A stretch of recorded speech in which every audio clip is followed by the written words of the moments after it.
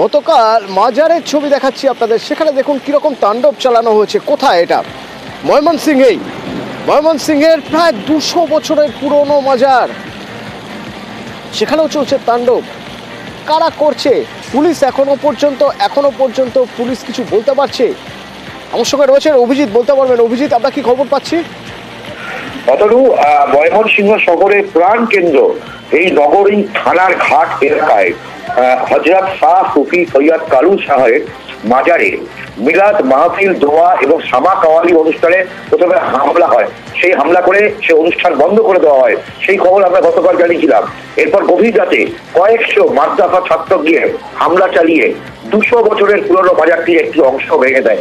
এবং প্রত্যক্ষদর্শীরা যেটা জানিয়েছেন যে এই যে মাজার, সেই মাজারের খুব সামনাসামনি জামিয়া ফয়জুর রহমান মোহাম্মদ মোমেন সাহি বড় মসজিদ মাদ্রাসার কয়েকশো ছাত্র গিয়ে প্রথমে এই সামা কাওয়ালি অনুষ্ঠানে হামলা হয় এবং তারপর সেখান থেকে গিয়ে আবার গভীর রাতে এই মাজারে গিয়ে হামলা চালায় এবং সেখানে ভাঙচুর, অগ্নিসংযোগ পর্যন্ত করে। তবে পুলিশ এই ঘটনায় এখনো পর্যন্ত নিশ্চুপ।